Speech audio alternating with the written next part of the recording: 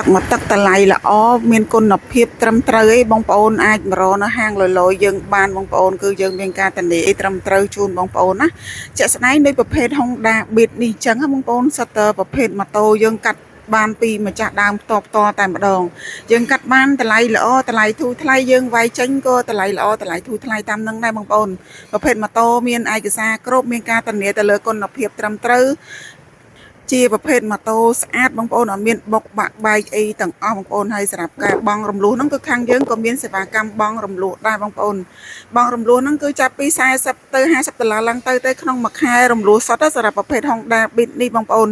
ហើយមួយវិញទៀតបងប្អូនទិញដាច់ហ្នឹងតម្លៃក្រោម1000ក៏មាន1000តិចតួចអីក៏មានដែរនិយាយទៅគឺមានតាមម៉ូតូអញ្ចឹងណាបងប្អូនតម្លៃល្អតម្លៃធូរថ្លៃទេបងប្អូនក្រោម1000ក្រោម1000ក៏មាន1000តិចតួចអីក៏មានដែរបងប្អូនអញ្ចឹងសម្រាប់បងប្អូនដែលចង់បានប្រភេទម៉ូតូ Honda Beat មកទឹកតម្លៃល្អតម្លៃធូរថ្លៃបងប្អូនអាចមករកនៅហាងយើងបានណា